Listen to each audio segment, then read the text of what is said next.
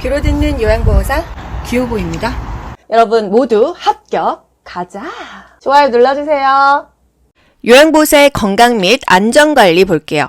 근골격계 질환, 이게 힘줄 근자입니다. 골격은 뭐예요? 뼈대 아니겠어요? 힘줄, 뼈, 근육, 인대, 관절, 연골 이런 것들의 어떤 장애가 생기는 것을 근골격계 질환이라고 하는 거예요. 일단 스트레칭을 해야 됩니다. 상하 좌우 균형 있게 교대로 스트레칭을 한다. 다음 중 틀린 것은 옳은 것은 이런 문제가 꼭 한 문제씩 나오죠. 상하 좌우 균형 있게 교대로 스트레칭 하는 거고요. 우리 스트레칭 할 때 금방금방 막 이렇게 동작 바꾸지 않잖아요. 조금 길게 유지하지 않습니까? 10에서 15초를 유지하는 거예요. 예를 들어서 제가 지금 목이 너무 아파요. 그러면 약간 옆으로 이렇게 당겨줍니다. 하나, 둘, 셋, 넷, 다섯, 여섯, 일곱, 여덟, 아홉, 열, 열하나, 열둘, 열세, 열네, 열다섯 이 정도까지 유지를 시켜주는 거예요. 10에서 15초를 유지합니다. 유지할 때만 10에서 15라는 숫자가 나오고요. 나머지는 5에서 10이라는 숫자가 나오는 거예요. 같은 동작은 반복을 하는데 5번에서 10번이나 반복을 하래요. 동작과 동작 사이에는요. 쉬는데 5에서 10초를 쉬래요. 유지하는 시간만 하나, 둘 이렇게 해서 15가지 유지했습니다. 요거 기억하시라고 일부러 제가 하나, 둘, 셋, 넷 이렇게 하는 거예요. 근섬유가 충분히 늘어나서 효과를 볼 수 있으니까 그렇게 스트레칭을 좀 길게 한다는 거. 스트레칭을 하면 관절의 가동 범위가 넓어진다. 관절의 각도가 넓어진다는 의미예요. 통증이 느껴지는 게 좋아요? 아니에요. 통증이 느껴지지 않고 시원하다고 느끼는 정도까지만 하고 계속 하는 겁니다. 통증은요, 부상을 초래할 수도 있고요. 근육이 너무 긴장될 수가 있어요. 호흡은 자연스럽게 하는 게 좋습니다. 근골격계 질환이 왔어. 가장 좋은 거는요, 휴식이에요. 외상을 조절하고 추가적인 조직 손상을 막기 위해서 휴식이 필요하다. 허리 아프면은 누우면 허리 좀 덜 아프지 않습니까? 냉찜질. 뭔가 삐었어요. 손목이든 발목이든 초기에는요. 냉찜질이에요. 그리고 나서 며칠 지났을 때 보통은 3일 후를 얘기합니다. 온찜질을 하죠. 그래서 우리가 어디가 쑤시고 아파서 병원 가면 물리치료할 때 따뜻한 찜질을 해주는 거예요. 하지만 삐었을 때는요. 언제 삐었어요? 하고 초창기에는 냉찜질을 해줍니다. 압박하면은요 조금 덜 아파요. 부종도 조절할 수 있거든요. 압박 붕대를 이용한다. 요것도 국가고시에 나왔었죠. 손목 부위에 압박 붕대를 감아준다. 아프면은 아대 같은 거 차잖아요. 그런 것이 다 압박의 효과예요. 손목 통증, 수근관 증후군 볼게요. 수근관 증후군도 간호조무사 요양보호사 국가고시에 정말 많이 나오는 키워드입니다. 수근관 증후군은 현대사회에서는 나이 상관없이 사실 거의 많이 있더라고요. 남녀 모두에게 발생하지만 40, 60 사이에서 가장 흔히 발생하고 중년 이후 여성에게 호발한다. 만성 신부전으로 투석을 받는 환자 같은 경우도 흔히 발생한다. 수근관 증후군은요, 이 사진에서도 보이지만은 정중앙을 지나가는 정중신경이 눌리는 거예요. 눌려서 아프다는 거. 수근관 증후군을 국가고시에서 뭐라고 얘기해요? 손목 관절이 좁아지거나 내부 압력이 증가해서 신경이 자극이 되고 손목에 통증이 유발되는 질병이다 하면은요, 손목이 아프다 하면은 수근관 증후군하고 바로 연결하세요. 손목의 관절이 좁아지거나 내부의 압력이 증가해서 신경이 자극돼가지고 아픕니다. 이게 손을 털면 덜 아파요? 더 아파요? 털면은요, 혈액이 순환이 되니까 덜 아프다는 거예요. 손을 털면 저림과 통증이 완화될 수 있다. 자가진단법. 여러분, 팔랭 검사가 국가고시에 제법 나옵니다.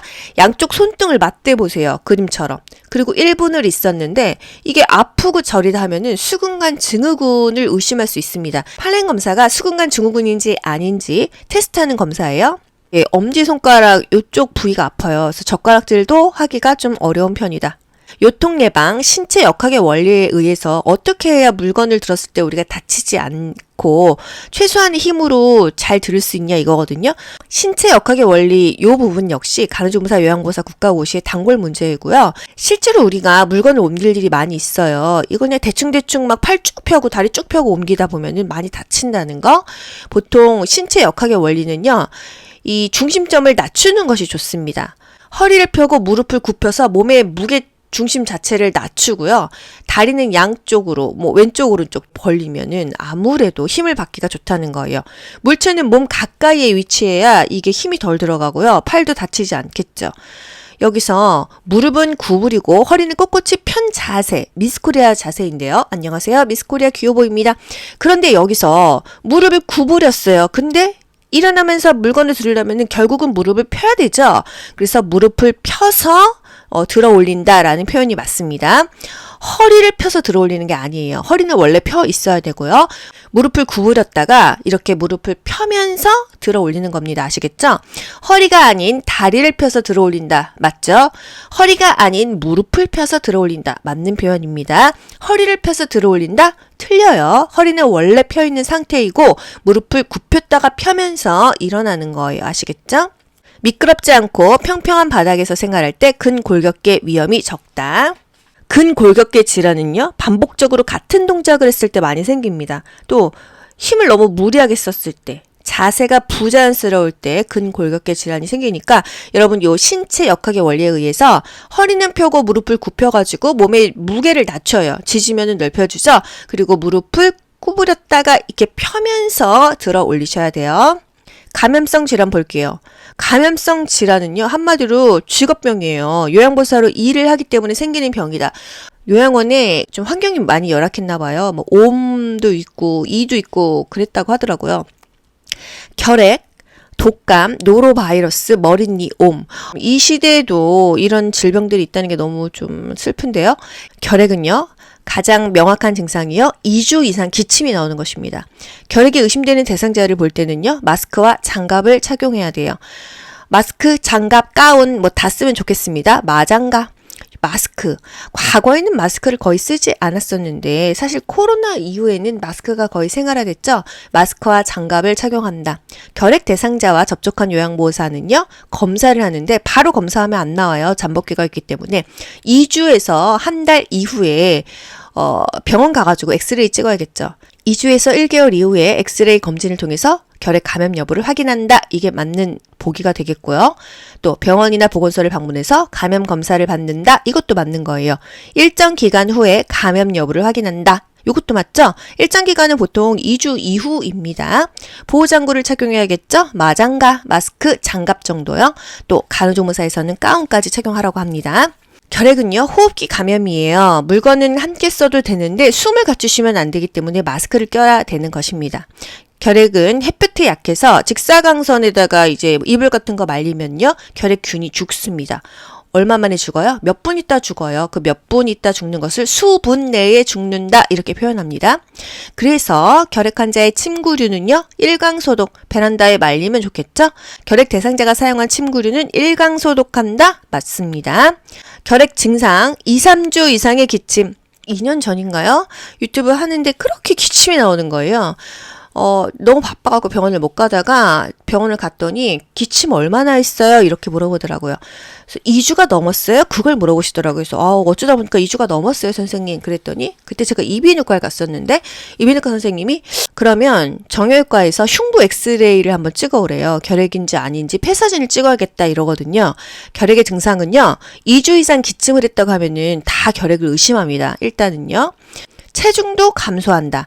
기침을 하게 되면은 체력 소모가 너무 심하기 때문에 살이 빠진다는 거. 근데 제가 그때 기침을 했었던 이유가 결핵이 아니라 CT까지 찍어봤는데 역류성 식도염이더라고요. 그래서 기침을 한다고 다 결핵이 아니라 역류성 식도염도 그렇게 기침이 나온다는 거 알고 계세요? 독감은요, 예방접종 언제 하죠? 11, 12월 사이에 독감 예방접종을 합니다. 독감이 걸리면요, 쉬어야 돼요. 일주일은 쉬어야 된다. 65세 이상은요, 매년 인플루엔자, 독감 백신을 무료로 놔주고 있죠. 만약에 독감이 걸렸어. 어떤 약 먹죠? 항바이러스제를 먹습니다. 대상포진에도 항바이러스제 먹고요. 노로바이러스, 일종의 장염이에요. 잘못 먹어서 생기는데요.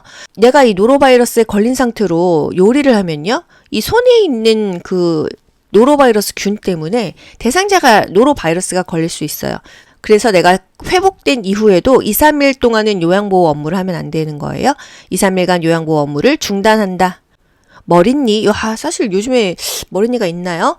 침구류에 머릿니가 있으면요, 55도 이상의 5분 이상 노출하면 사멸된다.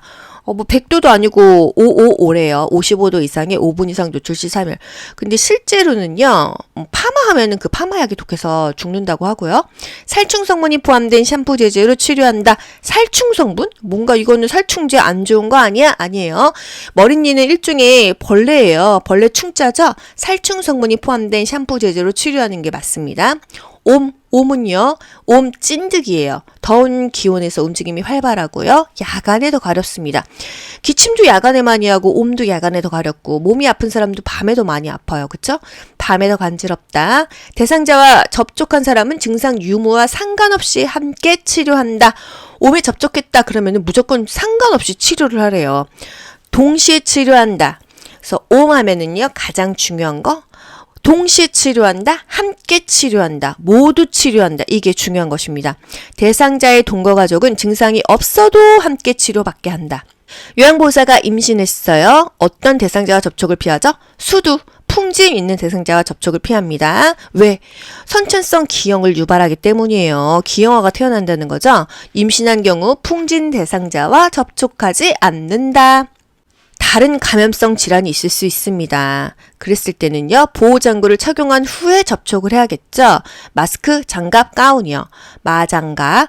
감염 예방을 위해서 손 씻기를 해야 되겠죠. 손톱 밑은 반대편 손바닥에 문질러 닦는다. 손 씻기 이 6단계 있지 않습니까? 그렇게 닦으면 진짜 손에서 떼국물이 줄줄 나와요. 예방적으로 항생제를 복용하지 않는다. 항생제 처방도 나오지 않지만요. 항생제는 예방적으로 먹는 게 아닙니다. 그것은 약의 오용이에요. 여러분 모두 합격. 가자. 안녕. 좋아요 눌러주세요. 귀로 듣고 고득점 합격하는 비결이 귀요보에 있습니다.